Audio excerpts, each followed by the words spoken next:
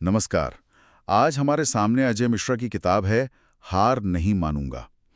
इसके कुछ ज़रूरी हिस्सों पर बात करेंगे।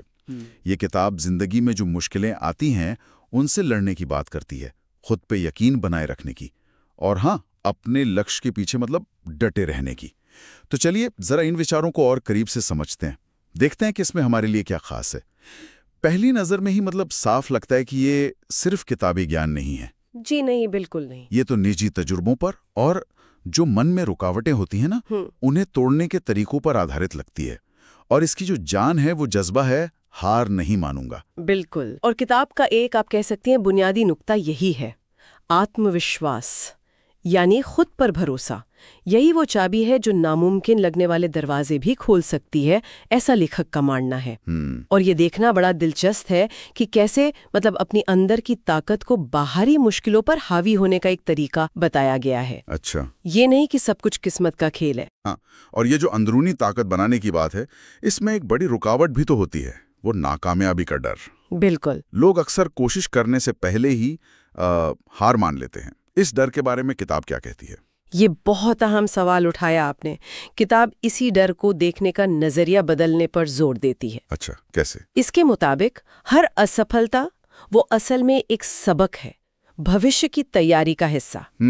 सबक। हाँ, इसे अपनी पहचान से जोड़ने की जरूरत नहीं, बल्कि एक तरह के फीडबैक की तरह देखें, जिससे हम सीख सकें और जाहिर है अगली बार बेहतर कर सकें। यानी फेलियर बस एक घटना है। हाँ, हमारी काबिलियत का कोई सर्टिफिकेट नहीं। बिल्कुल सही समझा आपने, एकदम यही बात। और इसी से जुड़ी एक और थोड़ी गहरी बात किताब में सामने आती है। वो क्या?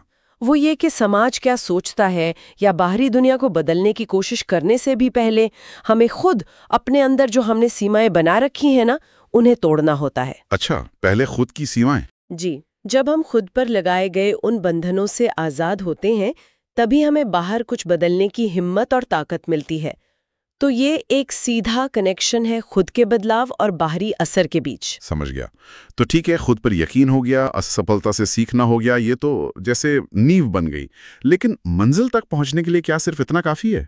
किताब में शायद जुनून, पैशन, इसकी भी बात की गई है ना? हाँ हाँ, बिल्कुल। जुनून को तो एक बेहद जरूरी इंजन की तरह बताया गया है। इंजन? जी, किताब ये समझाती है कि अगर कोई लक्ष्य सिर्फ दिमाग से नहीं सोचा गया, बल्कि दिल से चाहा गया है, तो उसे पाने की जो शिद्दत होती है वो बिल्कुल अलग होती है।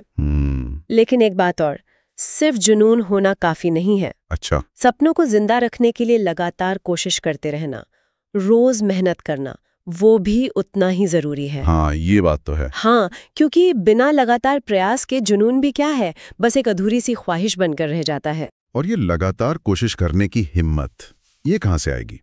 मतलब रोजमर्रा की भागदौड़ में वो जोश कई बार ठंडा पड़ जाता है। यहीं पर शायद वो अंदर की आग वाली बात फिट होती है। आपने बिल्कुल सही पकड़ा, एकदम। किताब बाहरी प्रेरणा पर उतना जोर नहीं देती जैसे कोई तारीफ कर दे या कोई इनाम मिल जाए, बल्कि वो अपनी अंदर की आग को पहचानने और उसे यूं कहें कि हवा देने पर बहुत जोर देती है। अंदर की आग? जी, ये वो अंदरूनी मोटिवेशन है जो किसी बाहरी सहारे के बिना भी हमें आगे और आगे बढ़ाता रहता है। किताब में कुछ सच्ची कहानियों और उदाहरणों के जरिए ये समझाया भी गया है कि मुश्किल से मुश्किल हालात में भी यही अंदरूनी ताकत हमें रास्ता दिखाती है। तो अगर हम इन सारी बातों को समेटें, तो इन अंशों से जो बात उभर कर आ रही है वो ये है कि हार नहीं मानूंगा सिर्फ एक किताब का नाम नहीं है। सही बात है। ये जीने का एक तरीका है, एक जज्बा है। ये हमें सिखाती है कि हार से कैसे लड़ा जाए, डर पर कैसे काबू पाया जाए और अपने सपनों को हकीकत में कैसे बदला जाए। इसका निचोड़ शायद यही है भाई, चाहे जो मर्जी हो जाए, मैं कोशिश करना नहीं छोड़ूंगा। निश्चित रूप से ये एक बहुत बहुत शक्तिशाली संदेश है और ये हमें सोचने पर भी मजबूर करता है।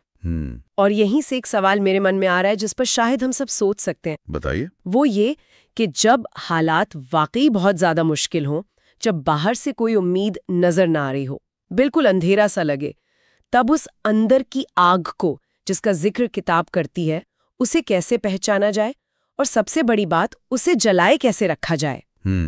ये अपने आप में एक गहरी खोज का विषय है।